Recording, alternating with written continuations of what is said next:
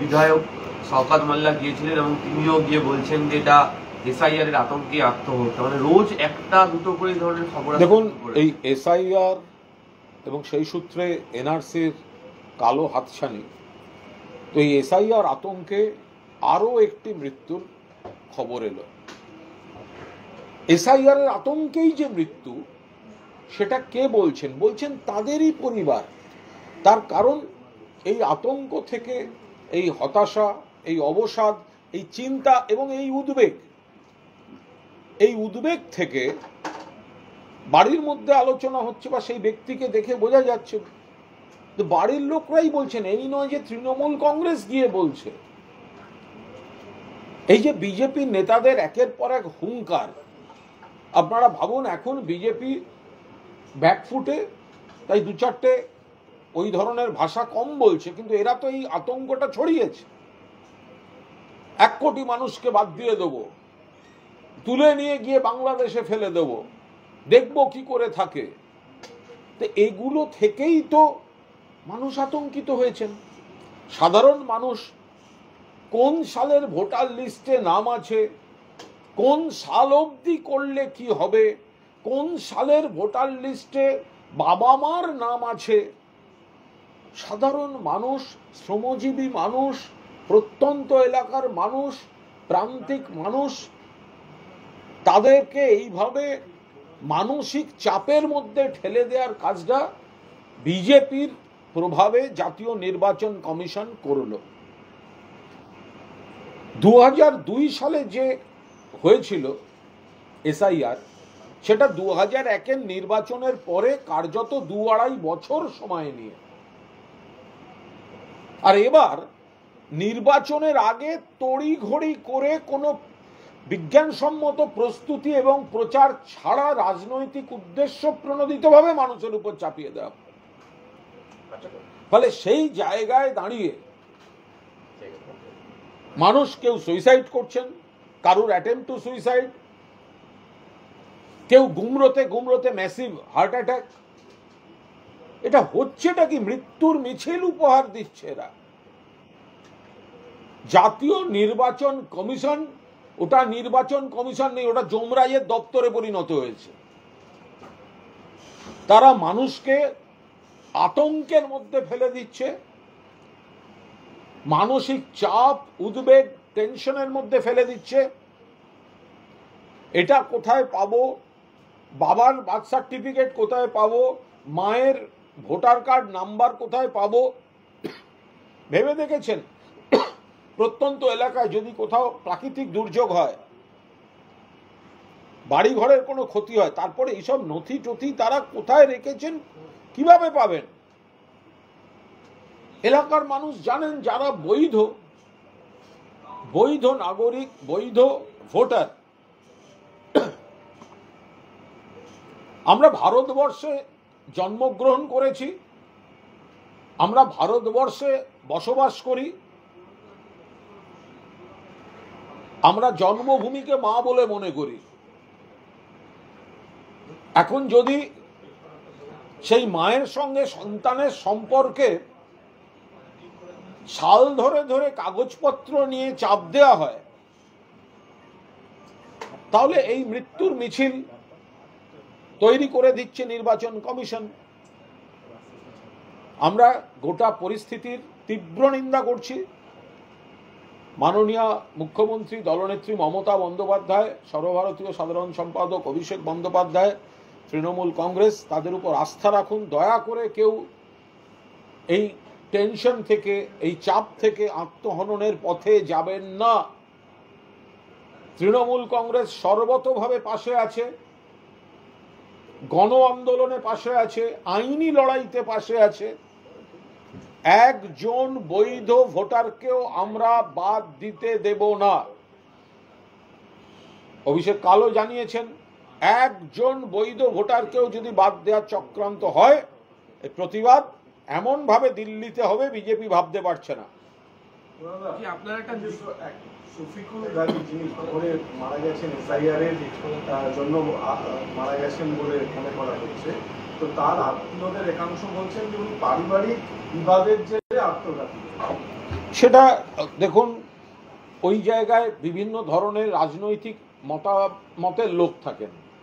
তো সুতরাং যারা তৃণমূল কংগ্রেসের সমর্থক বা শুভানুধ্যায়ী নন, তাদেরকে প্রভাবিত করে কি ধরনের স্টেটমেন্ট কারা করাবে সেটা সবাই বুঝতে পারবে। রাজ্যে তো ধরুন গতকাল সারা রাজ্যে কতজন মারা গেছেন, কেউ স্বাভাবিক মৃত্যু, অসুস্থতায় মৃত্যু, বয়সে মৃত্যু, অকাল মৃত্যু, দুর্ঘটনায় মৃত্যু, তো কোনো মৃত্যু নিয়ে তো প্রশ্ন উঠছে না। যাদের পরিবার থেকে অভিযোগটা আসছে এসআইআর এর আতঙ্কের, শুধু সেইটা নিয়েই আমরা আলোচনা করছি। এরম নয় যে কোনো মৃত্যুকে এসআইআর এর মৃত্যু বলে কোনো বক্তব্য রাখা হচ্ছে। যেখানে পরিবার থেকে উঠে আসছে এই শব্দটা, এবার কার পরিবারে কি বিবাদ আছে, কার পরিবারের মধ্যে কি সমস্যা আছে, সেটা তাদের ব্যাপার। বলছি যে আপনাদের তরফ থেকে লিগাল সেলও চালু করা হচ্ছে, বিভিন্ন জেলাগুলোতে গিয়ে তারা ক্যাম্পও করবে এবং একটা সমাবেশও হচ্ছে, এটাও কি ওই আতঙ্ক দূর করার জন্য? হ্যাঁ, লিগাল সেলটা খুবই দরকার, নানা কারণে দরকার। একটা তো হচ্ছে ভোট এলেই নানা ধরনের কেস দিয়ে সিবিআই, ইডি, বিশেষ করে এনআইএ এইসব দিয়ে তৃণমূল কংগ্রেসের ঘোষিত কর্মী সংগঠকদের খুব হ্যারাস করা হয়। সেখানে একটা লিগাল সাপোর্ট দরকার। আর পাশাপাশি এই এসআইআর জনিত যে পরিস্থিতি তৈরি হচ্ছে, সেখানেও লিগাল সেল অত্যন্ত সক্রিয়তার সঙ্গে মানুষের পাশে থাকবে। একদিকে যেমন গণ আন্দোলন, মানুষকে সচেতন করা, মানুষের পাশে থাকা, আমাদের কর্মীরা সে কাজ করবে। পাশাপাশি যেখানে আইনি সাহায্য পরামর্শ দরকার হবে, সেই জায়গাটা লিগাল সেল কাজ করবে। বলছি বুথ লেভেল এজেন্ট অর্থাৎ BLA2, বিজেপি একটা দাবি করছে যে তৃণমূলের তুলনায় বিজেপির BLA2 এর সংখ্যা অনেকটা বেশি, এর প্রভাবটা ভোট বাক্সে পড়বে।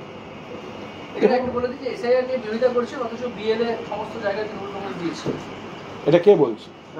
ইসিআই এর একটা ডেটা বেরিয়েছে, সেখানে দেখা যাচ্ছে। আরে এসআইআর এর বিরোধিতা মানেটা কি? তৃণমূল কংগ্রেস বলছে এসআইআর কে রাজনৈতিক উদ্দেশ্যে ব্যবহার করে বৈধ ভোটারদের নাম বাদ দেওয়া যাবে না। তাহলে এই যে বিরোধীরা বলছেন এসআইআর এর বিরোধিতা করছেন, অথচ আপনারা BLA2 দিচ্ছেন কেন, তারা বিকৃত করছেন, বাজে কথা বলছেন। আমরা কিসের বিরোধিতা করছি? যে এসআইআর এর নাম করে নির্বাচন কমিশনকে ঢাল হিসেবে ব্যবহার করে বৈধ ভোটারকে বাদ দেওয়ার চেষ্টার আমরা বিরোধিতা করছি। আর যাতে সেটা করতে না পারে সেই কারণেই বিএলওদের সঙ্গে আমরা BLA2 দিচ্ছি। ফলে এর মধ্যে তো কোনো কন্ট্রাডিকশন নেই। আমরা তো বলেছি BLA2দের ছায়া সঙ্গীর মতো থাকবেন। বিএলওরা যেখানে যাচ্ছে, যা যা কথা বলছেন, সেটা স্বচ্ছভাবে এবং নিরপেক্ষভাবে হচ্ছে কিনা সেটা BLA2 তারা দেখবেন। কমিশন একটা তথ্য তুলে ধরে দাবি করছেন যে তৃণমূলের এজেন্টের সংখ্যাটা কম, তুলনায় সিপিএম এবং বিজেপির এজেন্টের সংখ্যা বেশি। দেখুন এটা একটা হাস্যকর, মানে এবার কোন তারিখ অবধি কি সেগুলো আলাদা। এবার নির্বাচন কমিশনের সঙ্গে কমিউনিকেশন, এই ধরনের নথিপত্র দেওয়া নিয়ে এখন নির্বাচন কমিশন যদি একটা রাজনৈতিক ধারণা তৈরির জন্য একটা গালগল্প দেন, যাদের অর্ধেক ভোটে ভোটার নেই, এমন অনেক বুথ আছে সেখানে মানে ভোটার নেই, বিরোধীদের এজেন্ট পায় না, বলছে BLA2 আছে। বলছি ভগবান বলা মুর্শিদাবাদে সেখানে অভিযোগ করেছে যে বুথ সভাপতির বাড়িতে বসে তৃণমূল কংগ্রেসের BLO ফর্ম ফিল আপ করাচ্ছে। দেখুন এটা কোনো কাজের কথা নয়। কথাটা হচ্ছে এই যে কার বাড়িতে বসে করাচ্ছেন, কার ইয়েতে বসে করাচ্ছেন, কার, এইগুলো হচ্ছে নাচতে না জানলে উঠোন বাঁকা বিরোধীদের। বিষয়টা হচ্ছে জেনুইন ভোটার তাকে BLO ফর্ম দিচ্ছেন কিনা। যদি একজন জেনুইন ভোটার ফর্ম পান এবং তিনি যদি সেটা ফিল আপ করার জন্য কারোর সাহায্য নেন, তাতে কোথায় কি ক্ষতি আছে? বাড়ি বাড়ি তো যাচ্ছেন, BLO তো 100% বাড়ি বাড়ি যাচ্ছেন। এবার আপনারা একটা যদি কথার কথা বলা হয়, বিএলওরা প্রত্যেকটা বাড়ি বাড়ি যাচ্ছেন, সেখানে তো আমাদের কারোর কোনো বাধা নেই। এবার তাঁরাও বাড়ি বাড়ি জানতে তো এই ঠিকানাটা কোথায় পাবো, এমন অনেক ঠিকানা আছে যে ঠিকানার মধ্যে এতজন মানুষ থাকেন এবং এত বাই 8-এর আপনাকে যদি আমি রাস্তায় কম্পাস ছাড়া ছেড়ে দিই, আপনি 28/3-1 B/1 2C এই ঠিকানাটা খুঁজে পাবেন। তো এখন বিএলও যদি কোথাও কারোর কাছে সেটা একটা জিজ্ঞাসা করে, সেটা কি অপরাধ হয়ে গেল নাকি? বিএলওরা বাড়ি বাড়ি যাচ্ছেন, কিন্তু এমন অনেক জায়গায় আছে যে এমন এমন ঠিকানা আছে, তো বিএলও কারোর কাছে জিজ্ঞাসা করতে পারেন না, মোড়ের দোকানে জিজ্ঞাসা করতে পারেন, সেই পাড়ার লোককে জিজ্ঞাসা করতে পারেন। অন্যদিকে খানাকুলের বিএলওদের সঙ্গে বিএলএ যাচ্ছে, সেখানে আবার তৃণমূলের ঝান্ডা হাতে নেই, ভয় দেখানোর একটা চেষ্টা চলছে। না, ওগুলো তো বিচ্ছিন্ন বিষয়, আমরা জানি না, ওটা একদম এলাকা ভিত্তিক বিচ্ছিন্ন বিষয়। এবং BLA-2 তো কোনো না কোনো দলেরই হবে, BLA-2 তো আর সব মানে নির্বাচন কমিশনের লোক হবে না। এসআইআর আবহে 3 সদস্যের কমিশনের টিম উত্তরবঙ্গ সফরে আসছে। দেখুন, নির্বাচন কমিশনের কোন টিম আসবেন না আসবেন এই নিয়ে আমরা কোনো রাজনৈতিক মন্তব্য করব না, কিন্তু নির্বাচন কমিশনের বা তাদের প্রতিনিধিরা যদি বিজেপির প্রতি পক্ষপাত দুষ্ট, বিজেপির রাজনৈতিক উদ্দেশ্য চিত্রনাট্য অনুযায়ী কোনো কাজকর্ম করতে আরম্ভ করেন, সেটা যদি নজরে আসে 100 বার প্রতিবাদ হবে। আমরা বারবার বলছি, আমরা পরিষ্কার বলছি, এই SIR বা এই ধরনের ভেদাভেদের জিনিসকে কেন্দ্র করে যে কাণ্ডটা বিজেপি করেছে, যে মানুষকে বলছে আমরা হিন্দু হিন্দু হিন্দু হিন্দু হিন্দু, আবার যখন আসাম থেকে এখতিয়ার বহির্ভূত নোটিশ আসছে NRC, সেটা রাজবংশীর কাছে আসছে, তারাও হিন্দু। আবার অন্য রাজ্যে বাংলা বললে হ্যারাস্ট হচ্ছে মতুয়ারা, তারাও হিন্দু। ফলে আমরা বারবার বলছি যে বিজেপি যে রাজনৈতিক উদ্দেশ্যে এই SIR-কে নির্বাচন কমিশনের কাঁধে বন্দুক রেখে ভোটের আগে তড়িঘড়ি, হঠকারী, অদূরদর্শী, অসময়োচিত ভাবে যেটা করতে চলেছে, তাতে বহু হিন্দু তারা পর্যন্ত উদ্বেগে পড়ে যাচ্ছেন। ফলে মতুয়া সম্প্রদায় তারা বিপদটা বুঝতে পারছেন বলেই তারাও এতে প্রতিবাদে সরব হয়েছেন। ঠাকুর বাড়ি তো 3 ভাগে বিভক্ত হয়ে গেল, শান্তনু ঠাকুর, তারপরে মমতা বলা ঠাকুর, আবার সুব্রত ঠাকুর। দেখুন, মতুয়া সম্প্রদায়কে মমতা বন্দ্যোপাধ্যায় দীর্ঘদিন শ্রদ্ধা করেন, ভালোবাসেন। বড় মা বীণাপানি দেবীকে মায়ের মতো শ্রদ্ধা করতেন। বড় মা যতবার অসুস্থ হয়েছেন ছুটে যেতেন মমতা বন্দ্যোপাধ্যায়, চিকিৎসার ব্যবস্থা করাতেন। সেই জায়গায় দাঁড়িয়ে মতুয়া যারা সম্প্রদায়ভুক্ত তারা জানেন মমতা বন্দ্যোপাধ্যায় এবং তৃণমূল কংগ্রেস তাদের শুভানুধ্যায়ী। এখন কিছু মানুষ কিছু দিনের জন্য তাদের একটা অংশকে ভুল বুঝিয়েছিলেন, তারা আবার দেখতে পাচ্ছেন এই SIR ইত্যাদি আনুষঙ্গিক বিষয়ের নামে যে বিপদটা বিজেপি তৈরি করছে, সেটা তাদের উপরও নেমে আসছে বিনা মেঘে বজ্রপাতের মতো।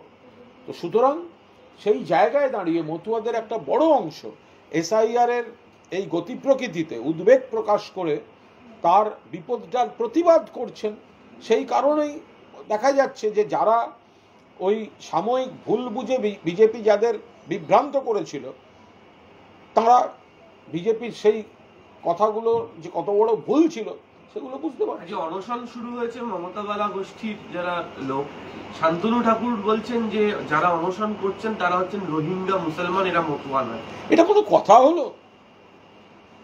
মতুয়া সম্প্রদায়ের মানুষ যারাই অনশন করছেন তারা তো হিন্দু। বিজেপির ওই শান্তনু ঠাকুর একটা আক্রোশ নিয়ে তাদেরকে রোহিঙ্গা বলছেন। রোহিঙ্গা সম্পর্কে কোনো ধারণা আছে শান্তনু ঠাকুরের? রোহিঙ্গা কারা? রোহিঙ্গা মায়ানমার থেকে আসে। তো মায়ানমার থেকে এলে তার পাশের যে রাজ্যগুলি রয়েছে সীমান্তবর্তী, সেখানে SIR হচ্ছে না, SIR হচ্ছে এসে পশ্চিমবঙ্গে। এটা রোহিঙ্গা বলে দিলেন। রোহিঙ্গা তাদের গোটা বিষয়টা, তাদের খাদ্যাভ্যাস, সংস্কৃতি আপনি আলাদা করে সবসময় চিনতে পারবেন রোহিঙ্গা বা এরা কারা।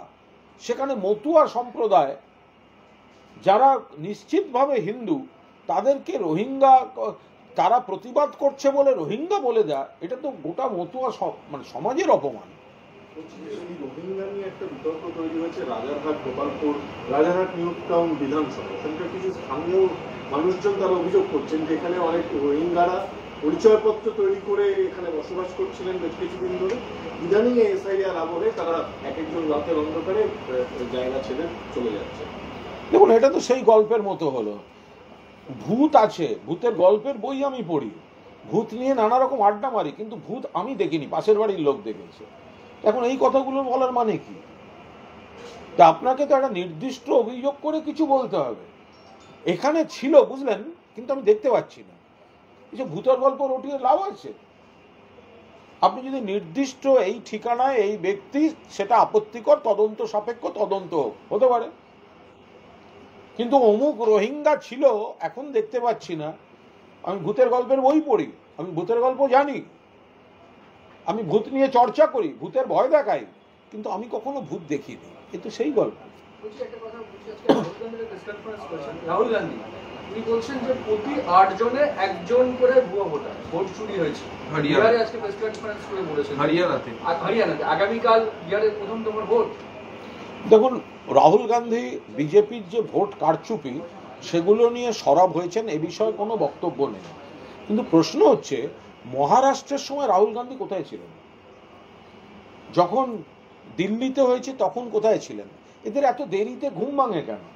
গোটা দেশের সামনে এই বিপদটা তো প্রথম সামনে এনেছেন মমতা বন্দ্যোপাধ্যায়। এই যে অন্য রাজ্যের ভোটার লিস্টের কপি পেস্ট হচ্ছে, হঠাৎ ভোটার বেড়ে যাচ্ছে, এটা যদি রাহুল গান্ধী এবং তাদের দলের, তারাই কিন্তু মহারাষ্ট্রে তাদের দায়িত্ব ছিল বিজেপিকে রোকবার, তাদের দায়িত্ব ছিল দিল্লিতে রোকবার, তা আপনারা সেটা করলেন না, দেখলেন না, পারলেন না। গোটা দেশের সামনে বিজেপি চক্রান্তটা কিন্তু ফাঁস করেছেন মমতা বন্দ্যোপাধ্যায়, যখন বাংলায় একই কাজ করতে এলো। আজকে যেটা রাহুল গান্ধীজি বলছেন, নিশ্চয়ই ঠিক বলছেন, বিজেপি অন্যায় কাজ করছে এবং সেটা রাহুল গান্ধী সঠিকভাবে চোখে আঙুল দিয়ে দেখাচ্ছেন, কিন্তু ওই কাজটা শুরু করেছেন মমতা ব্যানার্জি। এটা যখন রাহুল গান্ধীরা মহারাষ্ট্র বা দিল্লিতে করলে তো সেখানে বিজেপি জিততে পারতো না। সেই ভোটগুলো পার করে এসে ঘুম ভেঙে বাজারে নামার মানে কি? বন্দে মাতরমের 150 বর্ষ উপলক্ষে বিজেপি দেশ জুড়ে সভা করতে চলেছে, আর মানে সেলিব্রেট করতে চলেছে। 1100 প্রায় সভা করার চিন্তা ভাবনা চলছে দেশ জুড়ে। দেখুন, এটা তো বন্দে মাতরম বাংলা ঋষি বঙ্কিমচন্দ্র চট্টোপাধ্যায়, বন্দে মাতরম যাত্রা। হ্যাঁ, তো সুতরাং এটা আমাদের শ্বাস প্রশ্বাসে বন্দে মাতরম আছে, এবং বন্দে মাতরমটা আমরা গোটা ভারতবর্ষ ব্রিটিশ বিরোধী দেশাত্মবোধের প্রতীক হিসেবে ব্যবহার হয়েছে। যে সময় বিজেপির পূর্বসূরীরা ব্রিটিশের কাছে দাসখত লিখে স্বাধীনতা সংগ্রাম থেকে দূরে থেকেছেন, তাই বন্দে মাতরম বিজেপি পালন করবে এটা বিজেপির সঙ্গে যায় না। যারা দেশাত্মবোধক বন্দে মাতরম বলে ফাঁসির দড়ি গলায় নিয়েছেন, শহীদ ক্ষুদিরাম বোস থেকে শুরু করে একের পর এক স্বাধীনতা যোদ্ধা, তাদের পুজো করার মন্ত্র হচ্ছে বন্দে মাতরম। আর যারা বিজেপির পূর্বসূরীরা জেল থেকে বেরোতে ব্রিটিশকে দাসখত লিখে দিতেন যে আর করবো না, আমাকে ছেড়ে দেয়া হোক, তাদের উত্তরসূরি বিজেপি, তাদের কোনো অধিকার নেই বন্দে মাতরম নিয়ে কথা বলার। বন্দে মাতরম যথাযথ গুরুত্বের সঙ্গে পশ্চিমবঙ্গ সরকার, মাননীয় মুখ্যমন্ত্রীর নেতৃত্বে আমাদের দল তৃণমূল কংগ্রেস পালন করবে। দেশপ্রেমী জাতীয়তাবাদী শক্তি বন্দে মাতরম পালন করবে, কিন্তু যাদের পূর্বসূরীরা স্বাধীনতা সংগ্রামে কোনো অবদান নেই, ব্রিটিশের দালালি করার অভিযোগ আছে, ব্রিটিশের জেল থেকে দাসখত দিয়ে ছাড়া পাওয়া, তারা যেন বন্দে মাতরম নিয়ে কথা বলতে না আসেন। আজকের বাংলা না থাকলে স্বাধীনতা আসতো না, তাই বাংলার প্রতি তাদের যে উপেক্ষা, প্রতিহিংসা, বঞ্চনা, অপমান, এগুলো তারা আগে বন্ধ করুন, তারপর বন্দে মাতরম নিয়ে কথা বলবে। বলছি যে যেখানে ধর্ম আর রাজনীতি প্রায় প্রত্যেকদিন একই রকম হয়ে যাচ্ছে, মিশে যাচ্ছে, তখন দেখা যাচ্ছে যে বাংলায় নাস্তিকবাদী একটা মঞ্চ তৈরি হয়েছে। এটা কি ভালো পদক্ষেপ নাকি এটার পিছনে কোনো সূক্ষ্ম রাজনীতি আছে? হ্যাঁ, আমার বাড়ির পাশে ওদের একটা সম্মেলন হচ্ছে। দেখুন, এই নিয়ে কোনো মন্তব্য করবো না, এটা দলের বিষয় নয়, এটা একদম মানে রাজনৈতিক দলের বিষয় নয়। এই ধর্ম মানুষের কাছে একটা, ধর্ম মানে একটা দর্শন, একটা বিশ্বাস, এবং সবাই, এটা গণতান্ত্রিক দেশে আপনার এক ধর্ম হতে পারে, আমার এক ধর্ম হতে পারে, প্রত্যেকের তার পছন্দ মতো ধর্ম হতে পারে। এবং আমার মনে হয় যারা বলেন যে আমরা কোনো ধর্ম মানি না বা নাস্তিক, তারাও কিন্তু সুপ্তভাবে কোনো না কোনো ধর্ম তারা পালন করেন। এই ধর্মটা হিন্দু ধর্ম, মুসলমান ধর্ম, খ্রিস্টান ধর্ম, এবং সব ধর্মই যে কথা বলেছে সেটা দিনের শেষে গিয়ে মানব ধর্ম। ফলে যারা করছেন, এটার সঙ্গে রাজনীতির কোনো সম্পর্ক নেই। ফলে এ নিয়ে রাজনৈতিক কোনো মন্তব্য করবো না। গণতান্ত্রিক দেশ, আমি শুনেছি, আমাকে পাড়ায় আমার অনেকে বললো এই ধরনের একটা হচ্ছে পাশে, সে কে কি করবে তাদের ব্যাপার। রাজনীতির যোগ নেই এর সঙ্গে রাজনীতির কি যোগ? সুকান্ত মজুমদার বলছেন যে মুখ্যমন্ত্রী তার আধিকারিকদের সঙ্গে নিয়ে এসআইআর নিয়ে ষড়যন্ত্র করছে। কে? সুকান্ত মজুমদার বলছেন মুখ্যমন্ত্রী তার আধিকারিকদের সঙ্গে নিয়ে এসআইআর নিয়ে ষড়যন্ত্র করছে। কেন মুখ্যমন্ত্রীর বিরুদ্ধে সুকান্ত মজুমদাররা বুঝতে পারছেন চরম বেকায়দায় পড়েছেন এসআইআর নিয়ে। যে এসআইআরটা তারা দেখাতে গেছিলেন, মানুষকে ভয় দেখাতে ব্যবহার করেছিলেন, সেই এসআইআরকে এখন ভয় পাচ্ছে বিজেপি। তারা বুঝতে পারছে মানুষ আতঙ্কিত, মানুষ বিরক্ত, মানুষ শান্তিতে থাকতে চান, রুটি কাপড়া মাকান, নিজের অধিকার, নিজের পরিবার, নিজের সমাজ, নিজের এলাকা যেন শান্তিতে থাকে। এখন বিজেপি এই যে আতঙ্কের পরিবেশ তৈরি করেছে, যে বাবা মার বার্থ সার্টিফিকেট আর বাবা মার ভোটার আইডির নাম্বার খুঁজে বের করো, তো এটা নিয়ে সাধারণ মানুষ বিরক্ত। তো সেই কারণে নজর ঘোরাতে এখন সুকান্ত বাবুরা এইসব শুরু করেছেন।